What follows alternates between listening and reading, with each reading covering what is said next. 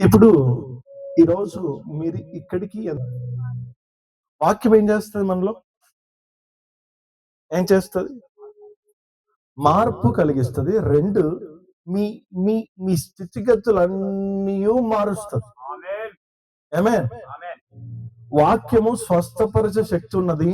వాక్యానికి అద్భుతం చేసే శక్తి ఉన్నది.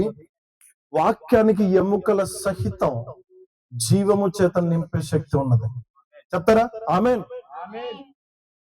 వినండి, దేవుడి శక్తిని మనం చూడాలంటే మీ నోరు ఓపెన్ చేయాలి. టైంకి వెళ్ళి చూడొద్దు దానికి.